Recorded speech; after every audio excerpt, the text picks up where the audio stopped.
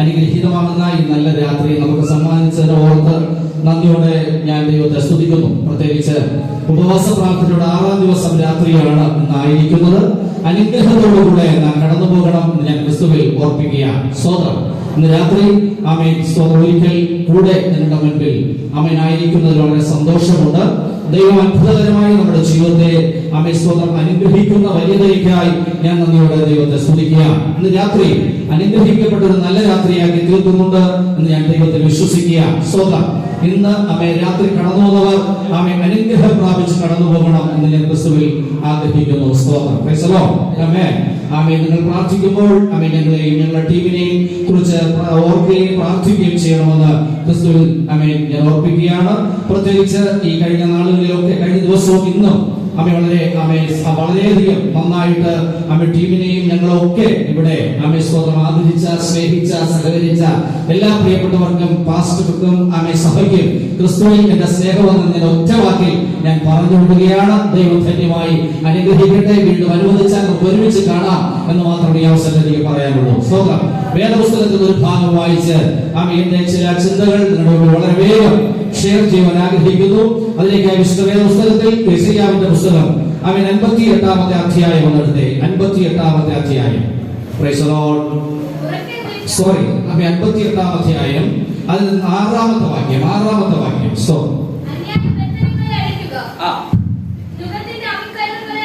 അന്യായ ബന്ധനങ്ങളെ അഴിക്കുക. ഇതാണ് എന്റെ ചിന്താവിഷയം. Price the Lord. സമയം പോരാ. ഹല്ലേലൂയ. കഴിഞ്ഞ ദിവസമൊക്കെ വളരെ ശബ്ദമായി, ഇന്ന് രാവിലെയൊക്കെ വളരെ ശബ്ദമായ വിഷയങ്ങൾ നിങ്ങൾ കേട്ടു. ഒത്തിരി ഡെഫിനിഷൻ ഇതിനകത്തുനിന്ന് പറയാനുണ്ട്. ഞാൻ ഒന്നും തൊടുവാൻ ആഗ്രഹിക്കുന്നില്ല. പക്ഷെ സമയം എന്റെ മുമ്പിൽ ഇല്ലാത്തത് കൊണ്ട് ബന്ധനങ്ങളെ അഴിക്കുക. Praise the lord. എങ്ങനത്തെ ബന്ധനം അഴിക്കണമെന്നാണ് വേദപുസ്തകം പഠിപ്പിക്കുന്നത്? അന്യായ ബന്ധനം അഴിക്കണം. Price the Lord. ഈ ഉപവാസ പ്രാർത്ഥനയുടെ 6-ാം ദിവസം രാത്രി ആമേൻ സ്തോത്രം എന്താ ചെയ്യേണ്ടത്? അന്യായ ബന്ധനങ്ങൾ പലതും അഴിക്കണം. ന്യായമായ ബന്ധനങ്ങളല്ല. ആണോ? അല്ല. അന്യായ ബന്ധനങ്ങൾ. Praise the lord. ആ കോടതിയിൽ പോകുന്നു. എന്തിനാ പോകുന്നത്? അന്യായം ബോധിപ്പിക്കാനാ. Praise the lord. ആമേൻ. ആമേൻ. കള്ളങ്ങൾ പറയാനാ, കള്ള കേസുകൾ കൊടുക്കാനാ. ആമേൻ. പക്ഷെ ന്യായത്തിന് വേണ്ടിയല്ല. അവിടെ ന്യായം കൊണ്ട് തന്നാൽ ജയിക്കത്തില്ല. പക്ഷേ ആമേൻ സ്തോത്രം നാം മനസ്സിലാക്കണം, അന്യായം. Praise the lord. ന്യായമല്ലാത്തത്. ഇന്ന് രാത്രി ഞാൻ നിങ്ങളുടെ മുമ്പിൽ പറയുന്നു, അന്യായ ബന്ധനങ്ങൾ അഴിക്കാൻ നമുക്ക് ഒരുമിച്ച് പ്രാർത്ഥിക്കാം. ഞങ്ങളുടെ സ്നേഹനിധിയാകുന്ന സ്വർഗീയ പിതാവേ, അനുഗ്രഹിക്കപ്പെട്ട നല്ല രാത്രിക്കായി സ്തോത്രം. അല്പസമയം ഞങ്ങൾ അപ്പനോടിലേക്കായിരിക്കാൻ ആഗ്രഹിക്കുകയാണ്. ദൈവത്തിന്റെ കൃപ കൊണ്ട് കർത്താവ് ഞങ്ങളെ നിറയ്ക്കും, അനുഗ്രഹിക്കും. യേശുവിന്റെ നാമത്തിൽ തന്നെ ആമേൻ. ഹല്ലേലൂയ. ഒരു യോഗ്യതയോ പറയാനില്ലേ, കൃപയൊന്നു മാത്രം യേശുവേ. ഒരു യോഗ്യതയും പറയാനില്ലേ, കൃപയൊന്നു മാത്രം യേശുവേ. എനിക്കായി മരിക്കാൻ, എനിക്കായി സഹിപ്പാൻ എന്നെല്ലാം തോന്നി കണ്ട യേശുവേ. എനിക്കായി മരിക്കാൻ, എനിക്കായി സഹിപ്പാൻ എന്നെല്ലാം തോന്നി കണ്ട യേശുവേ. ഒരു മാന്യതയും പറയാനില്ല, ദയവൊന്നു മാത്രം യേശുവേ. ഒരു മാന്യതയും പറയാനില്ല, കൃപയൊന്നു മാത്രം യേശുവേ. എനിക്കായി മരിപ്പാൻ, എനിക്കായി സഹിപ്പാൻ എന്നെല്ലാം തോന്നി കണ്ട യേശുവേ. എനിക്കായി മരിക്കാൻ, എനിക്കായി സഹിപ്പാൻ എന്നെല്ലാം തോന്നി കണ്ട യേശുവേ. ഒരു മാന്യതയും പറയാനില്ല, ദയവൊന്നു മാത്രം യേശുവേ. ഒരു മാന്യതയും പറയാനില്ല, കൃപയൊന്നു മാത്രം യേശുവേ.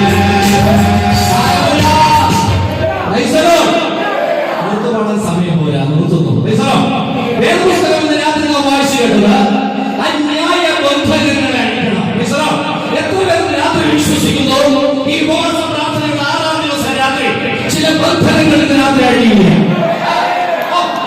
ബന്ധനങ്ങൾ എന്ന് പറയുമ്പോൾ ഒത്തിരി കാര്യങ്ങൾ വിവരിപ്പാനുള്ള മുമ്പിൽ സമയമില്ല. ഒത്തിരി 6 കാര്യങ്ങൾ അതിനകത്ത് പറയാനുള്ള ഒന്നും തോന്നുന്നില്ല ഞാൻ. പലവിധ ബന്ധനങ്ങൾ ജീവിതത്തിനകത്തുണ്ട്, കുടുംബത്തിനകത്തുണ്ട്, വ്യക്തിപരമായ ജീവിതത്തിനകത്തുണ്ട്. അവൻ സ്വന്തം പോകുന്ന യാത്രാമധ്യ ബന്ധനങ്ങളുണ്ട്. അവൻ ജീവിതം മുൻപോട്ട് പോകാൻ അനുവദിക്കാത്ത വിധത്തിലുള്ള ചില ബന്ധനങ്ങളുണ്ട്. സഭയ്ക്ക് അവൻ പോകുമ്പോൾ അതിനെതിരായി പോരാടുന്ന ബന്ധനമുണ്ട്. അവൻ സഭയിൽ അവൻ പോകാതിരിക്കാനുള്ള ബന്ധനങ്ങളുണ്ട്. ഇങ്ങനെ ഒട്ടനവധി ബന്ധനങ്ങൾ ജീവിതത്തിലുണ്ട്. ഇതൊന്നും ഞാൻ ഇതിനകത്ത് തോന്നുന്നില്ല. എന്നാൽ ദൈവനാമത്തിനെതിരായി, ദൈവത്തിനെതിരായി, വിശ്വാസത്തിനെതിരായി, അവൻ സത്യസഭയ്ക്കെതിരായി, വ്യക്തിപരമായ ജീവിതത്തിനെതിരായി, കുടുംബ പശ്ചാത്തലത്തിനെതിരായി പല അന്യായ ബന്ധനങ്ങളും നിന്റെ ജീവിതത്തിൽ കടന്നു വരുമ്പോൾ ഇന്ന് രാത്രി ഞാൻ പറയുന്നു, ഉറക്കം പറയുന്നു, നിന്റെ അന്യായ ബന്ധനങ്ങളെ അഴിക്കുവാൻ ഒരുവൻ കാൽവരിയിൽ ആ കുലക്കളത്തിൽ നിനക്ക് വേണ്ടി മരിച്ചു. ആ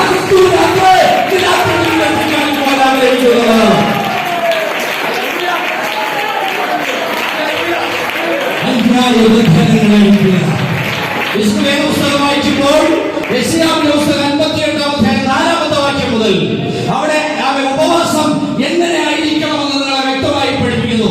പ്രിയ മോഹൻ മാസ്റ്റർക്ക് നിങ്ങളെ പഠിപ്പിച്ചിരുന്നെങ്കിലും ചില കാര്യങ്ങൾ അതിന് ഓടിച്ച് ഒരാള് ആ ഭാഗത്ത് വേഗം ഓടിച്ചു വായിക്കണം. അവരെ സഹായിക്കണം വേഗം. നമ്മുടെ വിവാദത്തിനും കലഹത്തിനും ക്രൂര മുഷ്ടി കൊണ്ടടിപ്പാലും പിന്നെ നോക്കുന്നു. എന്നാലും ഉപവസിക്കുന്നതിന് പല രീതിയിലാണ് വിവരിക്കാൻ പറ്റില്ല, സമയമില്ല, ഞാൻ ഓടിച്ച് പറഞ്ഞു പോകുന്നു. പിന്നെ അടുത്ത് നിങ്ങളുടെ പ്രാർത്ഥന ഉയരത്തിൽ കേൾക്കാതിരിക്കാൻ തക്കവണ്ണം നിങ്ങൾ എന്തിനാണ് നോമ്പ് നോക്കുന്നത്? സ്തോത്രം, ഹല്ലേലൂയ. ഉപവാസത്തിന്റെ പല അർത്ഥങ്ങളുണ്ട്. നോമ്പൊന്നും ഉപവാസമൊന്നും ഹല്ലേലൂയ ഒക്കെ പല അർത്ഥങ്ങളുണ്ട്. നമുക്കറിയാം നമ്മുടെ MLA-മാർ നിയമസഭയിൽ എത്രയോ പ്രാവശ്യം ഉപവസിച്ചു. ഉപവസിച്ചപ്പോൾ സ്തോത്രം അവരുടെ ചില കാരണങ്ങൾ കൊണ്ട് നിയമസഭയിൽ ഉപവസിച്ചു. ഒരു ദിവസം ഉപവസിച്ചു, 2-ാം ദിവസം ആയപ്പോൾ എന്ത് ചെയ്തു? അവിടെ ഉപവാസത്തിന് പരിഹാരം കാണുന്നതിന് മുമ്പ് അവർ കുഴഞ്ഞു വീണു. കുഴഞ്ഞു വീണപ്പോൾ അടുത്ത് വന്നതാരാ? ഡോക്ടറും ആംബുലൻസും വന്നു. അങ്ങനെയാണെങ്കിൽ 6-ാം ദിവസം രാത്രി നാം ഉപവസിച്ച് അലകൊണ്ടിരിക്കുമ്പോൾ വരേണ്ടവൻ ഡോക്ടറല്ല, ആംബുലൻസ് അല്ല, സത്യമാരാകുന്ന സ്വർഗ്ഗത്തിലെ ദൈവമാ. എന്റെ ഉപവാസം, എന്റെ നോമ്പ് അനുഗ്രഹത്തിന് വേണ്ടിയുള്ള ഉപവാസമായി തീരട്ടെ. ഹല്ലേലൂയ. അവനെ കൊണ്ടുപോകാൻ ആംബുലൻസ് ഉണ്ട്, ഡോക്ടേഴ്സ് ഉണ്ട്. പക്ഷെ നമ്മുടെ ഉപവാസത്തെ സ്വീകരിക്കാൻ ഒരു ഹാരവുമായി വരും. അവൻ നമ്മുടെ സത്യദൈവമാ. രാത്രിയായിരിക്കുന്ന ദൈവമക്കളോട് ആ ഭാഗം ചിന്തിക്കുമ്പോൾ അവിടെ പറയുന്നു, കലഹത്തിനും വിവാദത്തിനും ക്രൂരമുണ്ട് ആ മുഷ്ടി കൊണ്ട് ഇടിക്കുന്നതിന് വേണ്ടി ചിലർ നോമ്പ് നോക്കുന്നു. അതല്ല നിങ്ങളുടെ ഉപവാസം.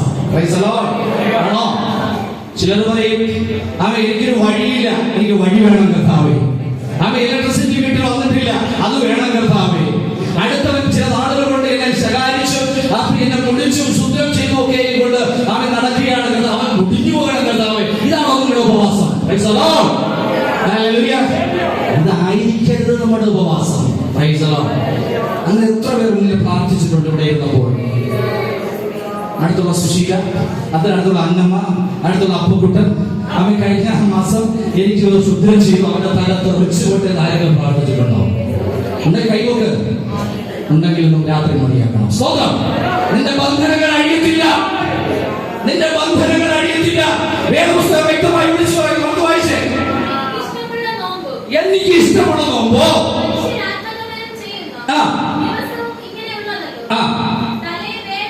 വേണത്തെ പോലെ കുടിച്ച് പറയാ പോരാ, സമയം പോലെ ഒത്തിരി കാര്യങ്ങളുണ്ട്. പിന്നെ ഇതാകുന്നു ഉപവാസം. പിന്നെ എങ്കിലോ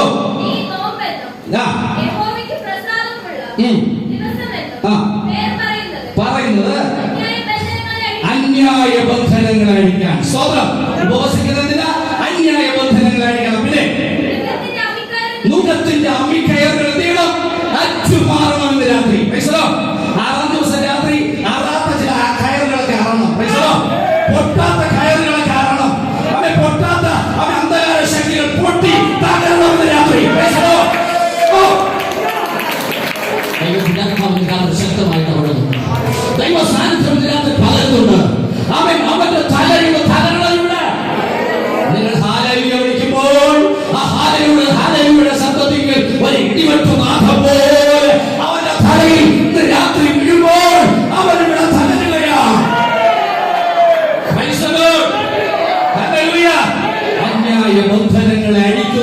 വേണ്ടി നിങ്ങൾ അത്യുച്ച നാദമുള്ള ശബ്ദത്തോടുകൂടെ ഇന്ന് രാത്രി യഹോവയെ സ്തുതിക്കുമ്പോൾ ശത്രുവിന്റെ തല തകർന്ന് വിജയം പ്രാപിപ്പാനിടയായിരിക്കും.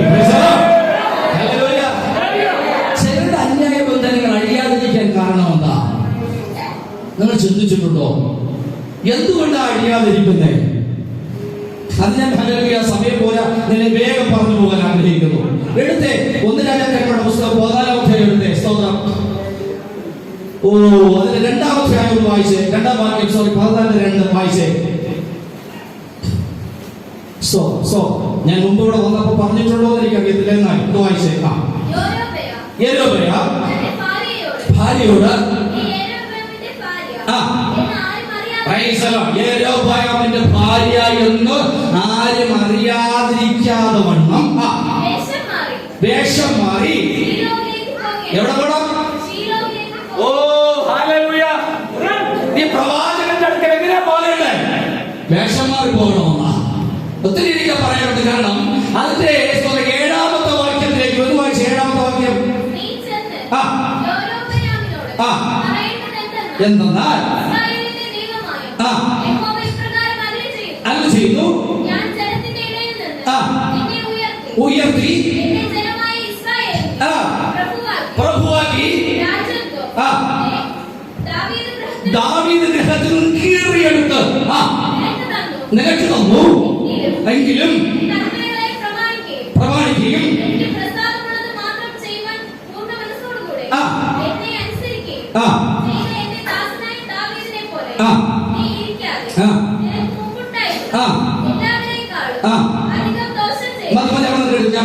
അധികം ദോഷം ചെയ്ത് വിഗ്രഹാരാധനയും വിഗ്രഹത്തെ ഉണ്ടാക്കുകയും അനേകം അന്യദേവന്മാരെ പൂജിക്കുകയും ഒക്കെയും യൊരോബെയാം ചെയ്തതുകൊണ്ട് ദൈവത്തിന്റെ ശാപം അവന്റെ കുടുംബത്തിൽ വന്നു. ഞാൻ പറയാം. രാജാക്കന്മാരുടെ പുസ്തകം 14-ാം അധ്യായം വായിക്കുമ്പോൾ യൊരോബെയാം 13-12 വാക്യം വായിക്കുമ്പോൾ യൊരോബെയാം എന്ന് പറയുന്ന മനുഷ്യൻ അവൻ സ്വന്തം അവൻ ദൈവിക വിശ്വാസിയാണ്, ദൈവിക പൈതലാണ്, ദൈവിക കുടുംബത്തിൽപ്പെട്ട ആളാണ്. 12-ാം വാക്യം വായിച്ചപ്പോൾ ഇസ്രായേലിന്റെ ഒരു ഭാഗം, ദാവീദ് ഗൃഹത്തിന്റെ ഒരു ഭാഗം കീറിയെടുത്താണ് അഹിയാവ് എന്ന് പറയുന്ന പ്രവാചകൻ ഇവിടെ അവിടെ പ്രഭുവാക്കി വെച്ചത്. സ്വതം ഇവിടെ നിങ്ങൾ ശ്രദ്ധിക്കണം. അന്യായ ബന്ധനങ്ങൾ എന്തുകൊണ്ട് അഴിയുന്നില്ല? ഒരു ചെറിയ ചരിത്രം പറഞ്ഞ് ഞാൻ ആ ഭാഗം നിങ്ങൾ മനസ്സിലാക്കി ഓടിച്ചു വിടാൻ ആഗ്രഹിക്കുക. 1948 യഹൂദന്മാർക്ക് ഇസ്രായേൽ എന്നൊരു രാജ്യമില്ലായിരുന്നു.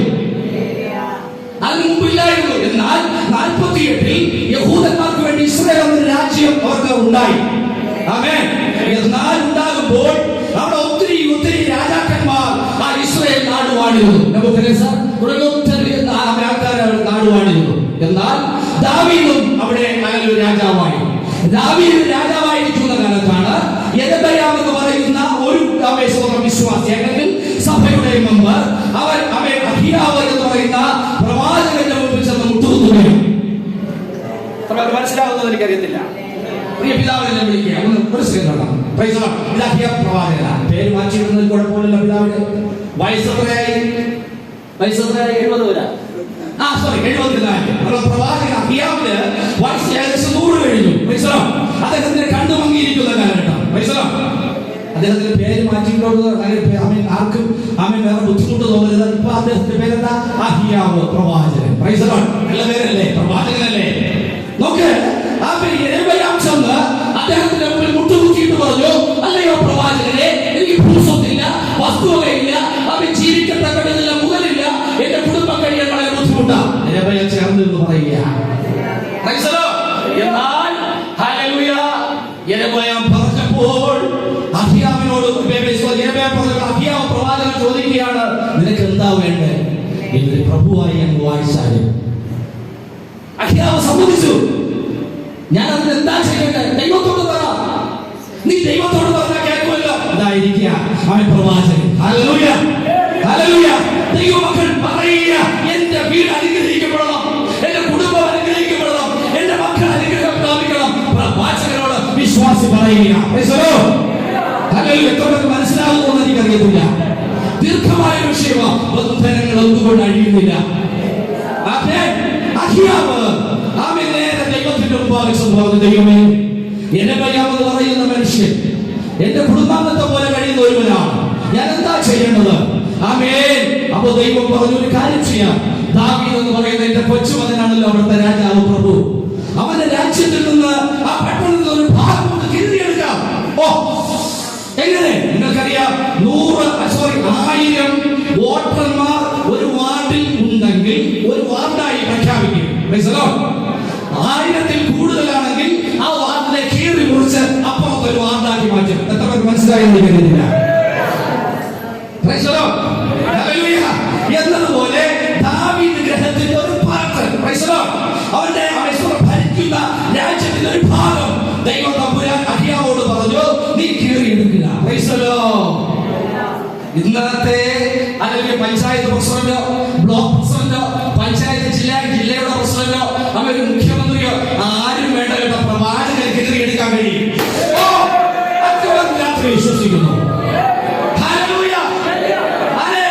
ദൈവത്തിന്റെ മകനാകുന്ന യെരമ്യാവ് എന്ന് പറയുന്ന തന്റെ കുടുംബം അനുഭവിക്കുന്ന വേദനകളെ കുറിച്ച് യെരമ്യാവിന് മനസ്സിലായി, സ്വന്തം അഹിയാവിന് മനസ്സിലായപ്പോൾ യെരമ്യാവ് എന്ന് പറയുന്ന മനുഷ്യൻ പറഞ്ഞതുപോലെ അഹിയാവ് ദൈവത്തോട് സംസാരിച്ചു.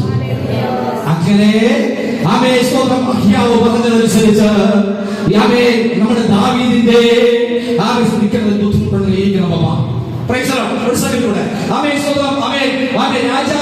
ദാവീദ് ഭരിക്കുന്ന ആ രാജ്യത്തിന്റെ കുറെ ഭാഗം അടർത്തി മാറ്റിയിട്ട് യെരമ്യാവ് എന്ന് പറയുന്ന മനുഷ്യനെ അവിടുത്തെ പ്രഭുവായിട്ട് വെച്ചു.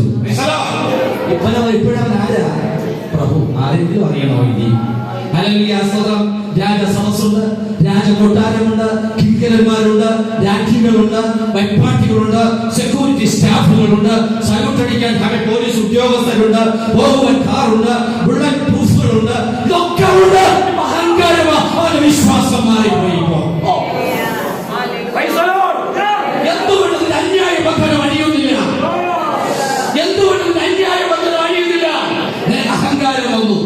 ദൈവം തരേണ്ട നന്മകൾ നിന്റെ ജീവിതത്തിൽ വന്നു, നിന്റെ കുടുംബത്തിൽ വന്നു, നിന്റെ മക്കൾക്ക് വന്നു, സമ്പാദ്യങ്ങളൊട്ടനവധി ജീവിതത്തിൽ വന്നു. എല്ലാ സൗഭാഗ്യവുമായി കഴിഞ്ഞപ്പോൾ അവൻ അഹങ്കാരം വന്നു, അവൻ തന്റെ ദൈവത്തെ മറന്നു. തന്റെ ദൈവത്തെ മറന്നു. ദൈവത്തെ മറന്നപ്പോൾ മറക്കുക മാത്രമല്ല, ദൈവമക്കൾക്ക് വിരോധമായി അവൻ പ്രവർത്തിച്ചു. അതുപോലെ അന്യ ദൈവങ്ങളെ വെച്ച് അവൻ ആരാധിച്ചു. അന്യ ബിംബങ്ങളെ വെച്ച് അവൻ ആരാധിച്ചു. അവൻ വഷളായി എന്ന് ദൈവം കണ്ടപ്പോൾ ആ പ്രഭുത്വ രാജ്യത്തിൽ നിന്ന് അവനെ കീഴിറങ്ങി.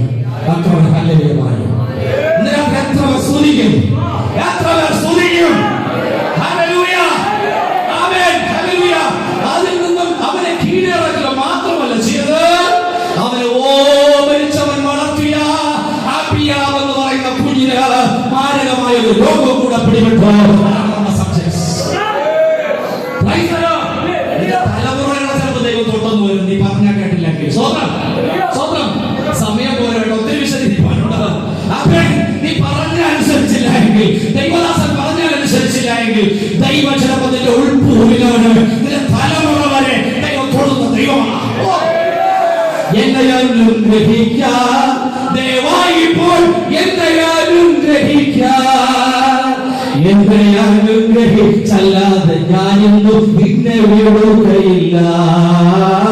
എന്നെയാലും ഗ്രഹിച്ചല്ലാതെ ഞാനിന്നും നിന്നെ വിടുകയില്ല.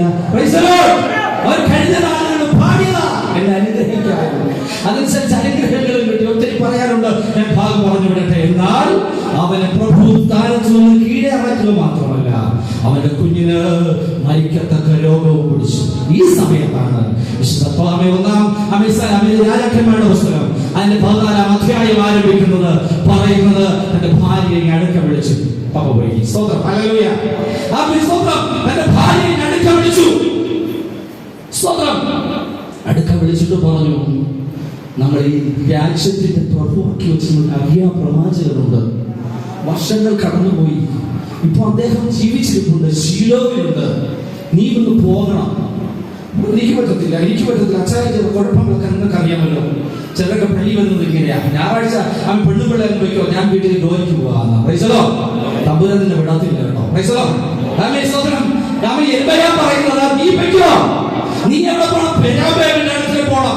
ഞായറാഴ്ച ദിവസങ്ങളിൽ ചിലവര് അങ്ങനെയല്ലേ, ഭർത്താവിന്റെ വേണമെങ്കിൽ 100 രൂപ കൊടുത്തിട്ട് പറയുന്ന ആമേ പാസ് പണങ്ങാതിരിക്കാൻ വേണ്ടി ഒരു സ്തോത്രം കാണിക്കുക കേട്ടോ. ഇതല്ല കേട്ടോ നിന്റെ വിശ്വാസം. നിന്റെ അന്യായ ബന്ധനങ്ങൾ അഴിയണ്ടേ? ഇന്ന് രാത്രി നിന്റെ അന്യായ ബന്ധനങ്ങൾ അഴിയണ്ടേ? നോക്ക്, ഇവിടെ യെരമ്യാവിന്റെ ഭാര്യ വിളിച്ചിട്ട് പറയുന്നു, നമ്മുടെ ഓമനകുമാരൻ അബിയാവ് രോഗം പിടിച്ച് അവശനായി കിടക്കുന്നു. നമ്മുടെ ഇസ്രായേലിന്റെ പ്രഭുവാക്കി വെച്ച പ്രവാചകൻ അബിയാവ് ഒരു ഭാഗത്ത് കണ്ണുവങ്ങിയ ശീലമുണ്ട്. അതുകൊണ്ട് അദ്ദേഹത്തിന്റെ മുൻപിൽ നീ പോകണം. പറഞ്ഞു, പറ്റില്ല.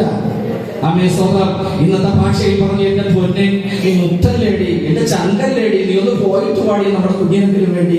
ചിലക്കങ്ങനെ പറയാറില്ലേ? ഒന്ന് പോടി. അവൾ മനസ്സില്ല മനസ്സോടെ. പക്ഷേ ഒരു കാര്യം കൂടെ അവൾ സ്വന്തം കേൾപ്പാനിടയായി തീർന്നു. എന്താണ് അവൾ അനുസരിക്കാൻ കാരണം? നീ പോകുമ്പോൾ നീയാണ് യെരമ്യാവിന്റെ ഭാര്യയാണ് വരുന്നതെന്ന് അറിയാതെ എന്ത് ചെയ്യണം? വേഷം മാറിപ്പോകണം. അത് പറഞ്ഞപ്പോഴൊക്കെ ഒത്തിരി തുടിച്ചു കേട്ടോ. പലരുടെയും വേഷവിധാനം മാറിപ്പോകാൻ പലരും ഭയങ്കര ഇഷ്ടമാണ്. പള്ളി വരുമ്പോൾ ഡ്രസ്സല്ല, വീട്ടിൽ പോയി നോക്കണം കല്യാണത്തിന് എങ്ങനെ എടുത്തോണ്ട് പോകണമെന്ന്. ഇതേ ഉള്ള സഹോദരി നിങ്ങൾക്ക് ഉള്ളൂ പാസ്. അലമാര തുറന്നു നോക്കണം, അട്ടിയട്ടിയായി കല്യാണം കഴിഞ്ഞതിന്റെ അമിസ്വതം അന്ന് മുതലുള്ള ഇന്നത്തെ ഡ്രസ്സ് വരെയിരിക്കുന്നത് സ്വതം. അതിൽ ഏറ്റവും കാതറ കൂതറ വേഷം എടുത്തുകൊണ്ടായിരിക്കും ചിലപ്പോൾ പള്ളി വരുന്നത്.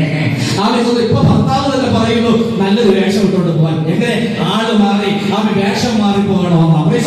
ഇന്ന് രാത്രി എന്റെ മുമ്പിലായിരിക്കുന്ന ദൈവജനത്തോട് ഞാൻ പറയുന്നു, നീ വേഷം മാറിപ്പോയാലും കണ്ണു മങ്ങിയിരിക്കുന്ന പ്രവാചകരുണ്ടല്ലോ, അവരെ ഉൾക്കണ്ടുകൊണ്ട് നിന്നെ കണ്ടുപിടിക്കാൻ വിശ്വസിക്കുന്നു.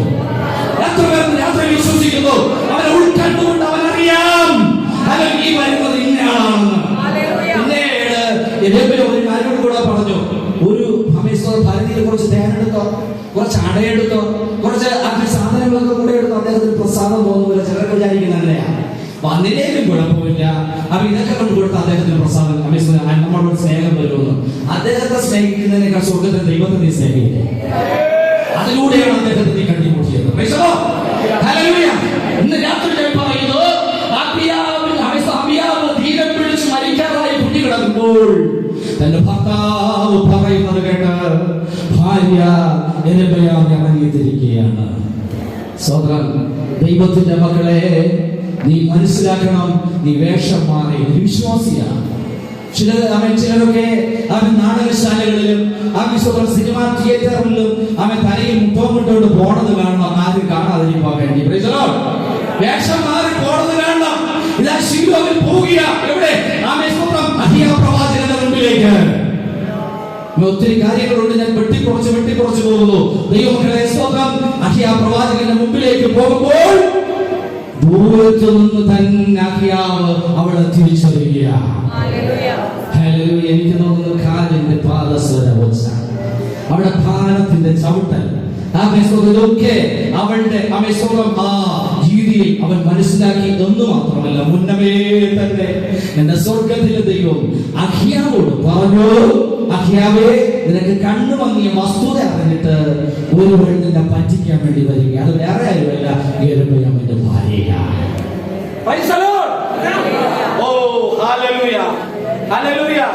പലരും പല വിഷയങ്ങളും ഒളിച്ചു വച്ചല്ലേ ഇന്ന് പ്രവർത്തിച്ചു കൊണ്ടിരിക്കുന്നത്. പല വിഷയങ്ങളും ഒളിച്ചു വച്ചല്ലേ ഇന്ന് പ്രവർത്തനം നടത്തിക്കൊണ്ടിരിക്കുന്നത്. സഭാ പാസ്റ്ററോട് പറഞ്ഞു പോലും പ്രാർത്ഥിക്കാതെ എത്ര പേർ സ്വന്തം ഉള്ളിലേക്ക്, അവരുടെ ഹൃദയത്തിന്റെ ആഴങ്ങളിലേക്ക് അത് മറച്ചു വെച്ചിട്ടിരിക്കുക. അതിനൊക്കെ പരിഹാരം കാണുന്നുണ്ടോ? പരിഹാരം ഉണ്ട്, ആത്മഹത്യയാണ്. മാത്രമല്ല, ഇന്നത്തെ കാലഘട്ടം നിങ്ങൾക്കറിയാം, ജ്യൂസിലും കഷായത്തിലൊക്കെ വിഷം കൊടുക്കുന്ന കാലഘട്ടമാണ്. അവൻ ജ്യൂസിലും കഷായത്തിലൊക്കെ വിഷം കൊടുക്കുമ്പോ, അവൻ വിഷം ചേർത്ത് കൊടുക്കുമ്പോ കുറേശ്ശെ മരിച്ചോണ്ട് മാത്രമേ അറിയുന്ന കേട്ടോ. കഴിഞ്ഞ 2 ദിവസം മുമ്പ് പാറശാല ഉദയകുളങ്ങരയിൽ ഞാൻ ആ ഭവനത്തെ അന്തം വിട്ടുപോയി.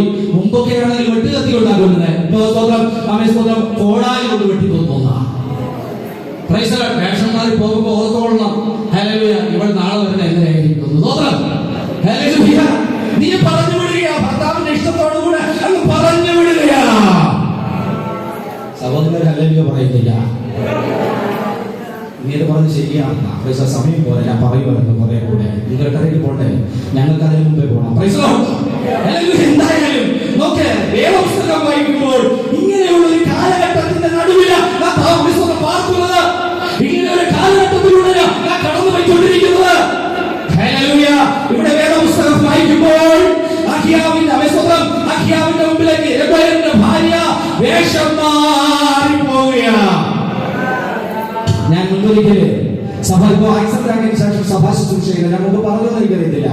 അപ്പൊ ഞാനൊരു സഹോദരൻ ഒരു കുഞ്ഞിന്റെ വീട്ടിൽ ശേഷാരിയുടെ വീട്ടിൽ ഒരു സഭാരാധനയ്ക്ക് വരാത്തത് അന്വേഷിച്ചിട്ട് പോയപ്പോൾ ആ സഹോദരി ആ കുഞ്ഞ് രണ്ട് കുഞ്ഞുങ്ങളും പ്രിയ സഹോദരിയായിട്ട് ഒരു തിണ്ണയിലിരിക്കുക. ഞാൻ ചോദിച്ചു, എന്താ മോളെ ഇന്ന് സഭാരാധനയ്ക്ക് വന്നില്ല? കഴിഞ്ഞ ആഴ്ച എനിക്ക് കണ്ടില്ലല്ലോ. അങ്കിളെ എന്തു പറയാനാ, ഇവിടെ ഒത്തിരി വിഷയമാണ്. ഞാൻ ചോദിച്ചു, അഭിസുഖന്റെ പുള്ളിക്കാരൻ അവിടെ പോയി? അവരെങ്ങോട്ടൊക്കെ പോയെന്നാ. പോട്ടെ, അതങ്ങനെ പറഞ്ഞു വിട്ടു. ഞാൻ ചോദിച്ചു, നിന്റെ വേഷവും ഇടാനൊക്കെ മുമ്പത്തെ നാളുകളിൽ ഇങ്ങനെയല്ലല്ലോ മോളെ ഉണ്ടായിരുന്നത്. നന്നായിട്ടൊക്കെ നീ കുളിച്ചൊരുങ്ങി നല്ല വേഷവും ധരിച്ച് നന്നായിട്ടൊക്കെ നടക്കുമായിരുന്നല്ലോ. കുഞ്ഞുങ്ങളുടെ വികൃതവേഷം, നിന്റെ വികൃതവേഷം നിന്നെ കേട്ട തന്നെ കുളിച്ചിട്ട് 4-5 ദിവസമായെന്ന് തോന്നുന്നല്ലോ എന്ന് പറഞ്ഞപ്പോഴാണ് അവള് പറഞ്ഞു, അങ്കിളെ ഞാൻ എന്നെയൊക്കെ ഒരുങ്ങി നടന്നിട്ട് ഞാൻ ആരെ കാണിക്കാനാ? മനസ്സിലായില്ല. ഇത്രയും നാളും ആരെ കാണിക്കാനാ? ചിലരൊക്കെ ഒരുങ്ങി നടക്കുന്ന ചിലരൊക്കെ കാണിക്കാനാ. ചിലരൊക്കെ വേഷം ധരിച്ച് നടക്കുന്നത് ചിലരൊക്കെ കാണിക്കാനാ.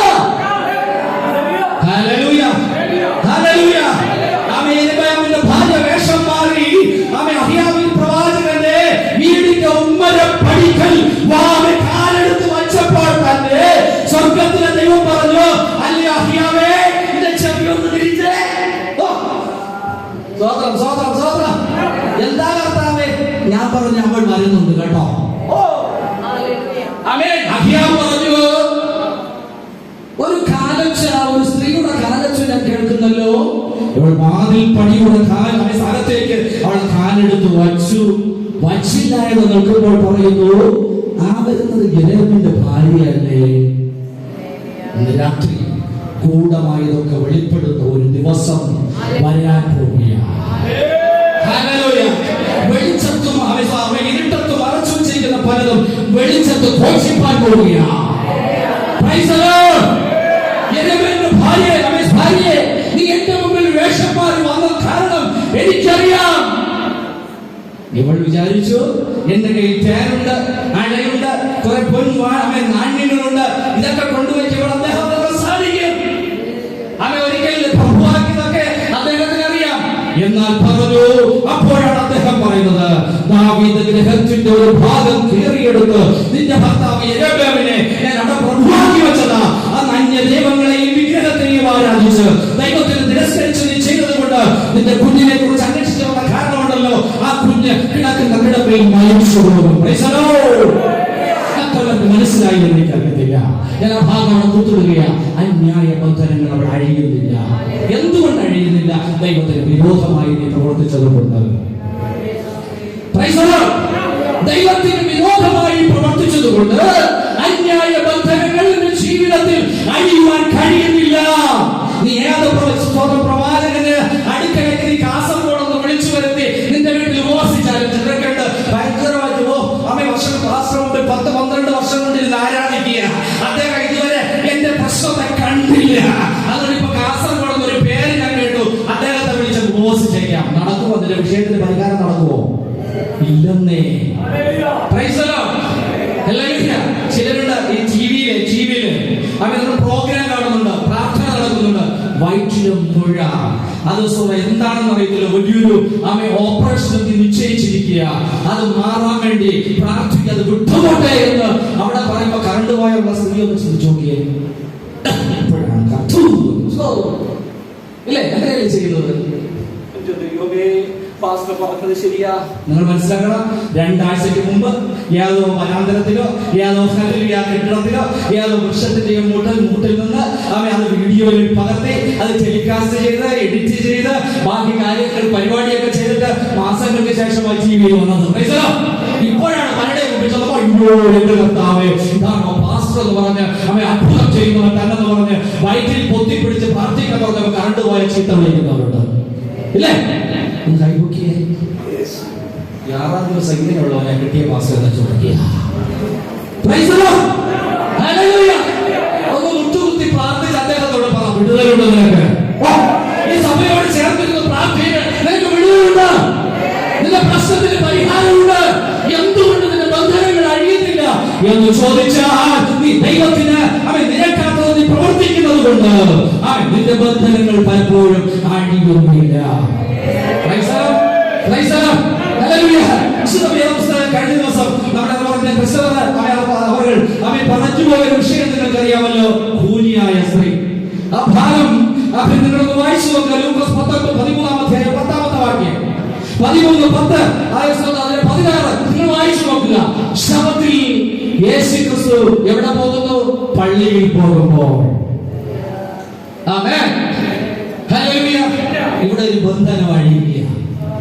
സോദരാ, ഇവിടെ നേരത്തെ ഒരു ബന്ധനം അഴിഞ്ഞില്ല. അതിന്റെ കാരണവും ഞാൻ പറഞ്ഞു. ഇവിടെ ഒരു ബന്ധനം കർത്താവ് അഴിക്കുക. സോദരാ, ശബത്ത് ദിനത്തിൽ യേശുക്രിസ്തു സഭയിൽ പോകുമ്പോൾ വായിച്ച സമയമില്ല, ഇനി 15 മിനിറ്റ് കൊണ്ട് നിർത്താം. ശരി,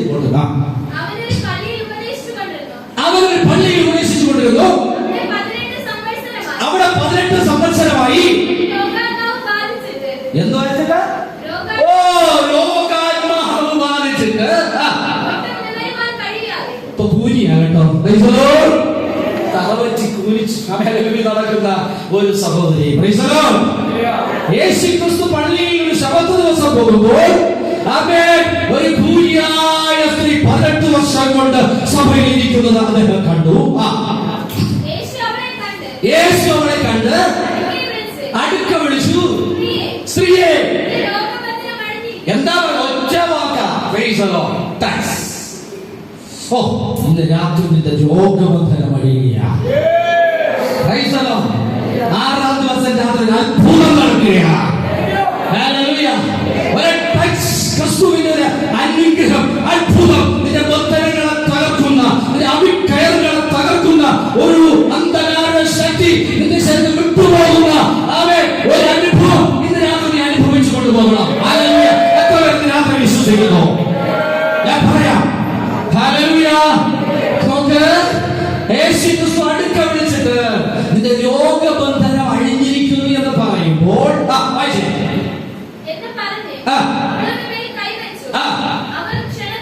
ക്ഷണത്തിൽ നിന്നു. പിന്നെ ഇത് നടക്കുന്ന സംഭവമാണ് പ്രധാനം. അവൾ എന്ത് ചെയ്തു? ദൈവത്തെ മഹത്വപ്പെടുത്തി.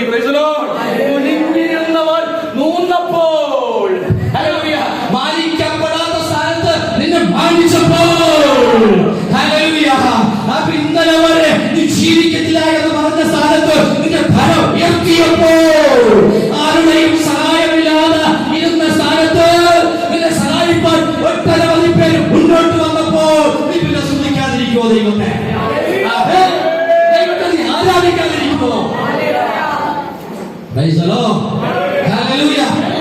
ദൈവമക്കളെ, ഇതാ സ്തോത്രം. ഈ കൂനിയായ സ്ത്രീ അവളുടെ രോഗബന്ധനം അഴിഞ്ഞിരിക്കുന്നു എന്ന് പറഞ്ഞ മാത്രയിൽ തന്നെ അവൾ രോഗബന്ധനം അവളുടെ ശരീരം അഴിഞ്ഞിട്ട് അവൾ നിവർന്ന ദൈവത്തെ മഹത്വപ്പെടുത്തി. എന്നാൽ ഈ സമയത്ത് ചിലരുടെ വാക്കുകളൊന്ന് കേട്ടെ, അതാണ് ഞാൻ ഇപ്പം എനിക്ക് പറയാനുള്ളത്. യേശു ശബത്തിൽ സൗഖ്യമാക്കിയപ്പോൾ, ആമേൻ, യേശു ശബത്തിൽ സൗഖ്യമാക്കിയപ്പോൾ, നിങ്ങൾക്കറിയാമല്ലോ യഹൂദന്മാരുടെ നിബന്ധനകൾ വേറെയാണ്. അവൾ ശബത്ത് ദിവസം അവൻ പറഞ്ഞു ഒത്തിരി അതിനെക്കുറിച്ച് പറയുന്നില്ല, വിവരിക്കുന്നില്ല. ശബത്ത് ദിവസം എന്ന് പറഞ്ഞാൽ സ്വസ്ഥമായിരിക്കുന്ന ദിവസം വ്യക്തമാക്കി ഞാൻ പറഞ്ഞുകൊടുക്കുന്നു. ആ ദിവസം ന്യായപ്രമാണ പുസ്തകം വായിച്ച് ഇരിക്കുക എന്നുള്ളതല്ലാതെ തന്റെ കാളയോ കഴുതയോ ഒക്കെ കുളത്തിൽ വീണാൽ എന്ത് ചെയ്യാൻ അവിടെ കിടക്കും. അവൻ ജോലിക്ക് പോയില്ല, മറ്റൊന്നും ചെയ്യത്തില്ല, ഒരു കാര്യവും ചെയ്യാതെ ന്യായപ്രമാണ പുസ്തകം മാത്രം വായിച്ചുകൊണ്ടിരിക്കുകയാണ്. ശാമത്തെ ദിവസം സങ്കീർത്തനം ഇങ്ങോട്ട് നൂത്തെടുത്തിട്ട് അങ്ങോട്ട് വായിക്കും. എന്റെ ഇടലാകുന്നു, എനിക്കൊന്നും ഇങ്ങോട്ടുണ്ടാകില്ല. പച്ചയായ ഉൾപ്പുറങ്ങളിൽ അവനെ നടത്തുന്നു, സ്വസ്ഥതയിലേക്ക് നടത്തുന്നു. ഒരു താഴ്വരയിൽ കൂടെ നടന്നാൽ ഞാനൊട്ടും ഭയപ്പെടുകയില്ല. നിന്നോടുകൂടെ ഇരിക്കുന്നുവല്ലോ, എന്റെ വഴിയിൽ പോലും ആശ്വസിപ്പിക്കുന്നു. ന്യായപ്രമാണത്തിന്റെ പുസ്തകം വായിച്ച ആമേൻ പറഞ്ഞ് ഇരിക്കുന്നതല്ലാതെ മറ്റൊന്നും ചെയ്യാൻ പാടില്ല. എന്നാൽ സ്തോത്രം, അതിന് യഹൂദന്മാരുടെ നിയമം എന്ന് പറഞ്ഞാൽ ന്യായപ്രമാണ പുസ്തകത്തിനകത്തുള്ള കാര്യങ്ങൾ പഠിക്കുക, പഠിപ്പിക്കുക, അത് വായിക്കുക, പ്രാർത്ഥിക്കുക എന്നതല്ലാതെ മറ്റൊന്നുമില്ല. നിങ്ങൾക്കറിയാമല്ലോ, 1949 നവംബർ മാസത്തിൽ ഇന്ത്യൻ ഭരണഘടന അന്നത്തെ പ്രധാനമന്ത്രിയായിരുന്ന പണ്ഡിറ്റ് ജവഹർലാൽ നെഹ്റുവിന്റെ നേതൃത്വത്തിൽ ഡോക്ടർ അംബേദ്കർ എന്ന് പറയുന്ന വ്യക്തി, അദ്ദേഹം ശില്പിയായിരുന്നു. PR റാവു എന്ന് പറയുന്ന മനുഷ്യന്റെ കൈയെഴുത്ത് പ്രതികളാൽ ഇന്ത്യൻ പാർലമെന്റിൽ അവതരിപ്പിച്ചു. ആ ഇന്ത്യൻ പാർലമെന്റിൽ ഭരണഘടന അവതരിപ്പിക്കുമ്പോൾ പാർലമെന്റിലെ MP-മാരും പ്രധാനമന്ത്രിമാരും മറ്റു മന്ത്രിമാരും ഒക്കെ ചേർന്ന് കൈയടിച്ചിട്ട് പറഞ്ഞു, ഈ നിബന്ധനകളും ഈ ഭരണകൂട ചട്ടങ്ങളും മതിയെന്ന് പറഞ്ഞ് ഇന്ത്യൻ പാർലമെന്റിൽ പാസാക്കി. ആ നിയമമാണ് ഇന്ത്യയിൽ നടന്നുകൊണ്ടിരിക്കുന്നത്. അത് നടന്നുകൊണ്ടിരിക്കുമ്പോൾ ആ നിയമത്തെ മാറ്റുവാൻ സർക്കാരിന് കഴിയത്തില്ല എന്നതുപോലെ യഹൂദന്മാരുടെ നിയമം ഞാൻ നേരത്തെ പറഞ്ഞല്ലോ, ശബത്ത് ദിവസത്തിൽ ഒരു കാര്യവും ചെയ്യാൻ പാടില്ല, പുറത്തിറങ്ങാൻ പാടില്ല, മറ്റു കാര്യം ഒന്നും ചെയ്യാൻ പാടില്ല. ആ ദിവസം യേശു എന്ന് പറയുന്ന മഹാപുരോഹിതൻ ഈ പള്ളിയിലകത്ത് വന്നിട്ട് സൗഖ്യം കൊടുക്കുന്നത് ശരിയാണോ എന്ന് ചില പരീക്ഷന്മാരും പുരോഹിതന്മാരും ശാസ്ത്രിമാരും അവന്റെ മുഖത്ത് നോക്കി പൂജിക്കുക. സൗഖ്യം കൊടുക്കുന്നതിന് പ്രത്യേക സമയം വേണം, ദിവസം വേണം, ഒന്നും ദൈവത്തിന് പ്രശ്നമില്ല കേട്ടോ. അവന്റെ അടുക്കൽ വരുന്ന ഒരുത്തരെയും അവൻ അനാഥനായി ഉപേക്ഷിച്ചു വിട്ടിട്ടില്ല. അവന്റെ മുമ്പിൽ വരുന്ന ഒരുവരെയും അവൻ അനാഥനായി ഉപേക്ഷിച്ചു വിട്ടിട്ടില്ല. ഞാൻ പറഞ്ഞല്ലോ, ശബത്ത് ദിവസത്തിൽ വൈദിക വൃത്തി നടത്താൻ പാടില്ല, രോഗികളെ സൗഖ്യമാക്കാൻ പാടില്ല, ജോലി ചെയ്യാൻ പാടില്ല, ന്യായപ്രമാണം മാത്രം വായിച്ചുകൊണ്ടിരിക്കണം. ഒരു ചരിത്രത്തിലെ എല്ലാ നിബന്ധനകളും തകർത്തുടച്ചുകൊണ്ട് സ്വർഗത്തിലെ ദൈവം പറയുന്നു, 16-ാമത്തെ വാക്യം, അബ്രഹാമിന്റെ മകളായിരുന്ന ഇവളെ ഈ ബന്ധനത്തിൽ നിന്നും അഴിച്ചുവിടേണ്ടതല്ലയോ? എത്ര പേർ ഇതിനകത്ത് വിശ്വസിക്കുന്നു? വായിച്ചേ 18 സംവത്സരമായി ബന്ധിച്ചിരുന്ന, അതാണ് ഏറ്റവും പ്രധാനപ്പെട്ട വാക്യം. ഓക്കെ, 10-ാമത്തെ വാക്യം, അതിന്റെ ഉത്തരമാണ് 16-ാമത്തെ വാക്യം. അവിടെ പറയുന്നത് അബ്രഹാമ്യ മകളാകുന്ന ഇവളെ ശബത്ത് നാളിൽ വിടേണ്ടതല്ലയോ? പരീക്ഷനോടും ശാസ്ത്രിമാരോടും പുരോഹിതന്മാരോടും ദൈവം തിരിച്ചിട്ടൊരു ചോദ്യം. അബ്രഹാമ്യ മക്കളാണ്. അതാണ് ലൂക്കോസിന്റെ പുസ്തകം 19-ാം അധ്യായം വായിക്കുമ്പോൾ അവിടെ സക്കായിയുടെ വീട്ടിൽ പോയി യേശു ക്രിസ്തു പറയുന്നു, ഇവൻ അബ്രഹാമിന്റെ മകനാകയാൽ ഇന്ന് ഈ വീട്ടിന് രക്ഷ വന്നു. അപ്പോൾ അബ്രഹാമിന്റെ മക്കള് എന്ത് ചെയ്യണം? മാനിക്കപ്പെടണം. അവർ പരിഹസിച്ച് നടക്കാൻ പാടില്ല.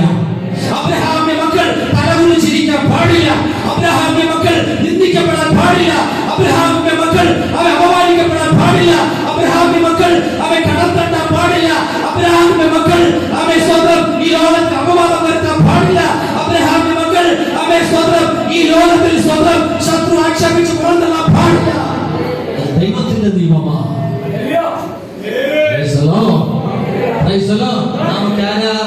അബ്രഹാമിന്റെ മക്കളാണ്.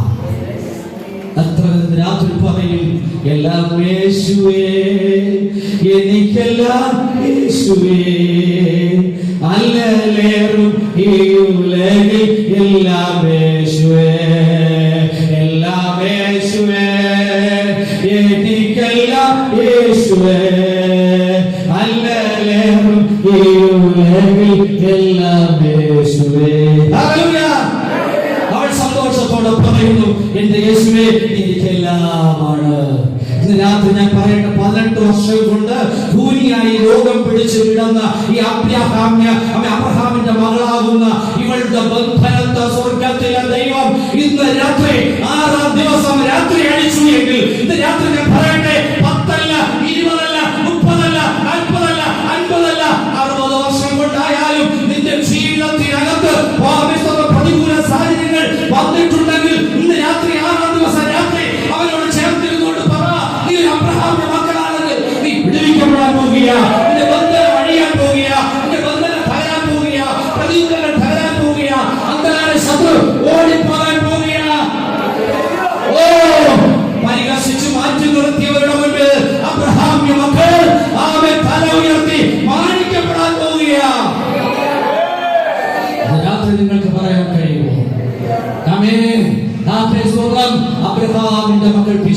പിടിച്ച് കൂടിയിരിക്കാൻ പാടില്ല. അബ്രഹാമിന്റെ മക്കൾ ആഹാരത്തിനായി ഇരക്കാൻ പാടില്ല. അബ്രഹാമിന്റെ മക്കൾ വസ്ത്രത്തിനായി ഇരക്കാൻ പാടില്ല. ആമേ പൈസക്കായി ആരുടെ മുമ്പിൽ കൈ നീട്ടാൻ പാടില്ല. ആമേ രോഗം പ്രശ്നമായി ഈ ഭാര്യ കിടക്കാൻ പാടില്ല.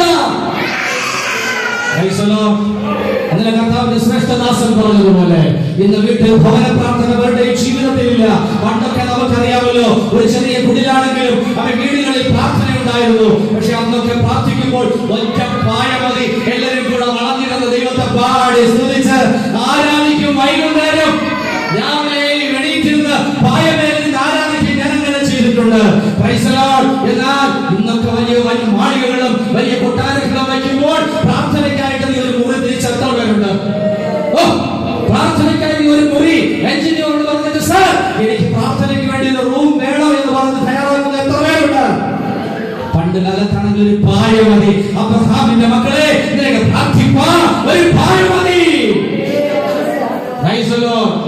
Hallelujah, hallelujah. നിന്റെ രോഗബന്ധനം കർത്താവ് അഴിക്കും.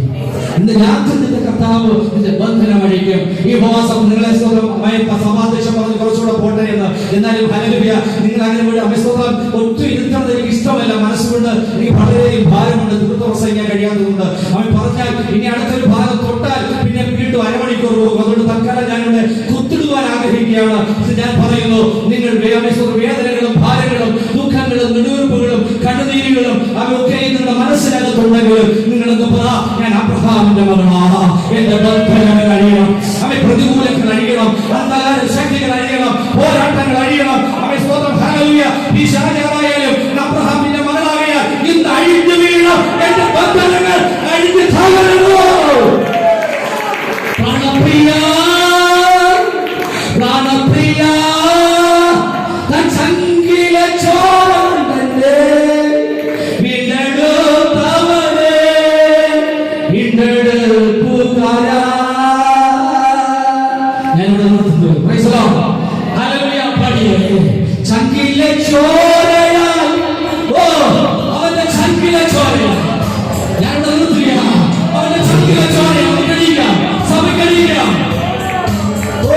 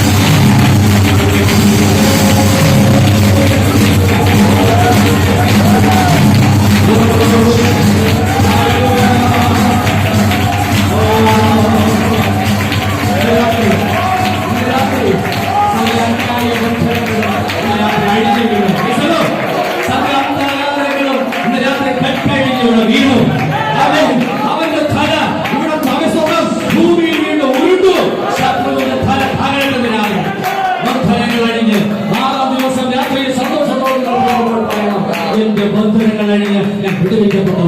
ഞാൻ അബ്രഹാമിന്റെ സന്തതിയാണ്, ഞാൻ അബ്രഹാമിന്റെ മകളാണ്, അബ്രഹാമിന്റെ മകനാണ്.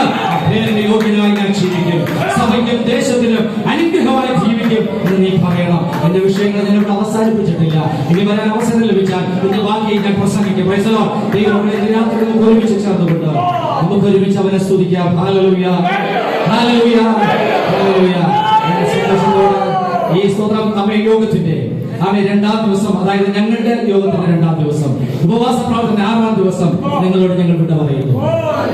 ഹല്ലേലൂയ. ദൈവം അനുവദിച്ചാൽ നമുക്ക് ഒരുമിച്ച് കാണാം. ഇവിടെയില്ലെങ്കിൽ മറുനാട്ടിൽ നമുക്കൊരു ഭവനമുണ്ട്. അത് നാട്ടിൽ വെച്ച് നമുക്ക് ഒരുമിച്ച് കണ്ടുപിട്ടാം. പ്രിയ അപ്പച്ചനെ ഞാൻ അഹ്യമായിട്ട് ചിത്രീകരിച്ചിട്ടുണ്ടെങ്കിൽ പ്ലീസ് സോറി പപ്പാ. സ്തോത്രം. ഹല്ലേലൂയ. ദൈവം നിങ്ങളെ അനുഗ്രഹിക്കട്ടെ. ദൈവം നിങ്ങൾ അനുഗ്രഹിക്കട്ടെ. ഇതിന്റെ സമയം അനുവദിച്ച നിങ്ങളുടെ ടീമിനെ ഇവിടെ വന്ന് 2 ദിവസം ആരാധിക്കാനും ദൈവത്തിന് ശുശ്രൂഷിക്കാനും അവസരം ഒരുക്കിയ പ്രിയാസ കഥാവരദാസൻ പാസ്റ്റർ മോഹൻ അവർക്കും സഭാവിശ്വാസികൾക്കും ഫെലിക്സ് അദ്ദേഹത്തിന്റെ ഭാര്യ, ഞങ്ങളുടെ ടീമിന്റെ പ്രിയ കൺവീനർ ക്രിസ്റ്റഫർ, ബ്രദർ സജി, ഏവർക്കും കർത്താവിന്റെ ശ്രേഷ്ഠദാസൻ മോഹൻദാസ് അവർക്കും സഭയിലെല്ലാം പ്രിയപ്പെട്ടവർ ഒരിക്കലിലൂടെ എല്ലാവിധ സ്നേഹവന്ദനവും പറഞ്ഞുകൊണ്ട് വിടവാങ്ങുന്നു. കർത്താവ് നമ്മെ അനുഗ്രഹിക്കട്ടെ.